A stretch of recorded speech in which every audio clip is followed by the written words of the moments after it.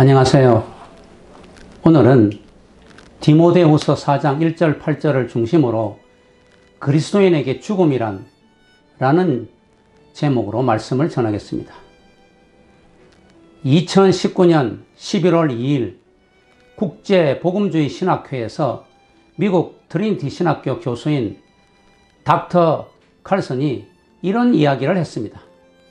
자신의 교회에 메리라는 여성도는 교회에서 아주 중요한 일꾼인데 안타깝게도 암으로 죽어가고 있었습니다. 이에 276명이나 되는 성도들이 매주 토요일마다 교회에 모여 열심히 기도회를 하였습니다. 그들은 돌아가면서 기도를 할 때 메리가 암에서 고침을 받고 낫게 해달라고 하나님께 간절히 기도하였습니다. 그 기도회에서 죽음에 대한 이야기는 금기시되어 있었습니다.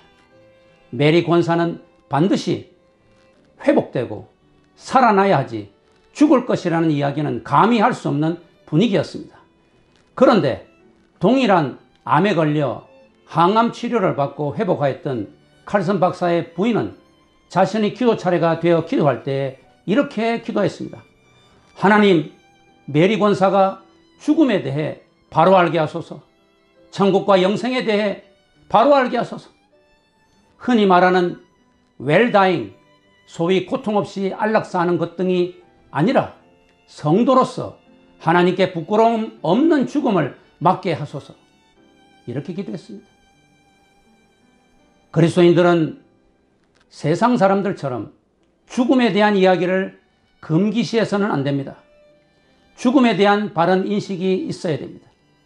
요즘 코로나19 바이러스로 죽음의 공포가 한층 있을 때에 우리 그리스도인들은 죽음에 대한 바른 인식이 있어야 됩니다.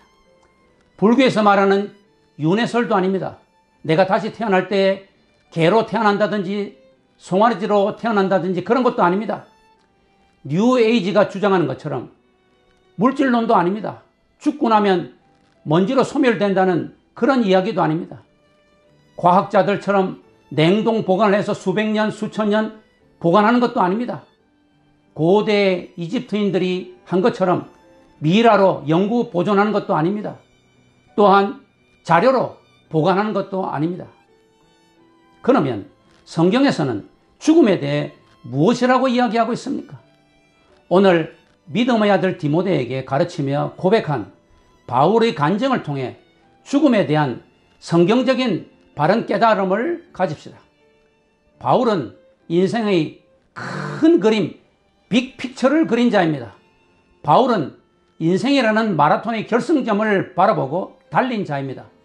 바울은 인생이라는 종착역을 마음에 그리며 한평생을 산 자입니다.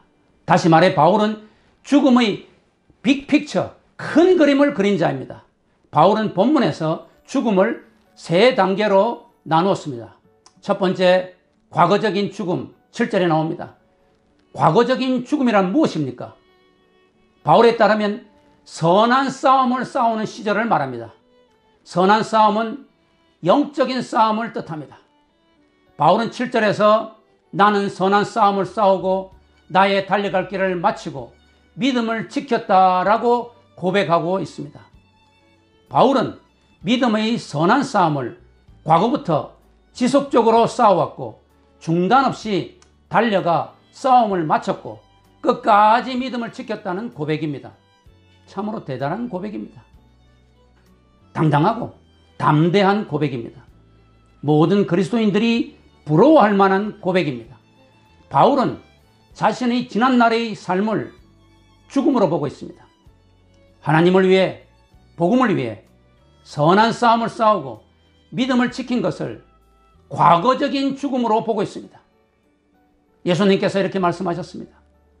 하늘의 밀이 땅에 떨어져 죽지 아니하면 하늘 그대로 있고 죽으면 많은 열매를 맺느니라. 자기의 생명을 사랑하는 자는 잃어버릴 것이요 이 세상에서 자기의 생명을 미워하는 자는 영생하도록 보존하리라. 예수님은 실제로 우리 택한 백성들을 구원하시기 위해 십자가의 죽음을 택하셨습니다. 무릇 죽으려고 하는 자는 산다. 바울은 예수님의 이 가르침을 명심하여 마귀와 싸우고 죄와 싸울 때 죽음을 각오하고 사력을 다하여 선한 싸움을 싸웠고 믿음을 지켰습니다. 바울은 그리스도의 일꾼으로 선한 싸움을 싸우고 믿음을 지키기 위해 옥에 많이 갇히기도 하고 매도 수없이 맞고 여러 번 죽을 뻔하였습니다. 유대인들에게 40에 하나 감한 매를 5번이나 맞았고 3번 태장으로 맞고 1번 돌로 맞고 3번 파선하고 일주야를 깊은 바다에서 지냈습니다. 여러 번 여행하면서 강의 위험과 광야의 위험과 바다의 위험과 강도의 위험을 당하였습니다. 바울은 선교하면서 여러 번 자지 못하고 굶주리고 춥고 헐벗었습니다. 더욱이 그의 몸에는 사탄이 사자라 부를 만큼 고통스러운 질병이 있었습니다. 바울은 복음을 전하면서 그 숱한 고난과 고통으로 살 소망까지 끊어지고 마음에 사형 선고를 받은 것 같았다라고 고백하고 있습니다. 사랑하는 성도 여러분, 여러분은 어떤 싸움에 사력을 다하고 있습니까? 믿음을 지키기 위해 선한 싸움에 목숨을 걸었습니까? 저의 제자 중 치매 노인들과 정신지체장애 아이들을 돌보는 목사가 있습니다. 20대의 그는 어떤 참한 아가씨를 소개받아 연애를 하였습니다. 그런데 그의 눈이 점점 보이지 않게 되었습니다. 그는 고민을 하던 끝에 그 아가씨에게 어느 날 만나자고 하여 자신의 눈이 보이지 않게 되었으니 이제는 그만 만나자고 눈물을 쏟으며 말했습니다. 그러자 그 아가씨가 놀라운 말을 하였습니다. 저는 어릴 때부터 저 자신의 배우자로 앞이 보이지 않는 맹인을 만나 그의 손과 발이 되게 해달라고 간절히 기도하였어요. 그런데 세상에 당신이 눈이 건강한 남자인 것 같아 헤어지자고 말하였는데, 아니 그런데 당신이 시력을 잃어가고 있다니, 이런 놀라운 일이 어디 있습니까? 참으로 드라마틱한 만남이었습니다. 이 만남으로 그 부부는 40년 동안 치매 노인들과 정신지체장애 아이들을 봉사하고 헌신하며 살고 있습니다. 그 사모는 남편이 신학대학원을 다닐 때에 3년 동안 차로 남편을 등하교 시켰습니다. 시험 칠 때는 남편이 불러주는 답안을 답안지에 썼고 공부와 숙제를 도왔습니다. 이 부부는 한 번도 교수인 저에게 좀 선생님 봐주십시오 라는 소리를 한 적이 없습니다. 작년에 추수감사절에 제가 제자 목사를 방문하였을 때 그는 저에게 이렇게 말했습니다. 교수님께서 머리에 지진이 나도록 공부하라 라는 말씀만 기억합니다. 그 말씀을 따라 힘들지만 노력하였고 오늘에 이른 것 같습니다.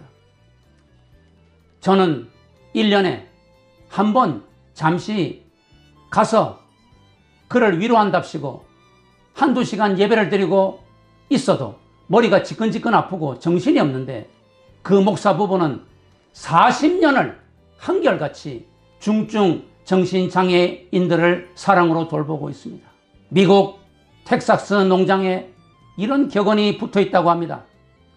젖소를 잃지 않는 한 우유 몇 통 쏟아지는 것은 아무 문제가 되지 않는다. 바울에게 있어서 그 숱한 고난과 고통은 자신이 믿음을 지키고 있는 한 아무런 문제가 되지 않았습니다. 오히려 선한 싸움을 잘 싸우게 하여 주는 촉매자가 되었습니다. 이제 바울은 죽음을 앞둔 순간에 그의 죽음은 과거 영적인 싸움의 열매였음을 고백합니다. 죽음을 불사한 과거의 영적인 싸움의 결과 이제 죽음이 임박하였음을 암시합니다. 감사합니다.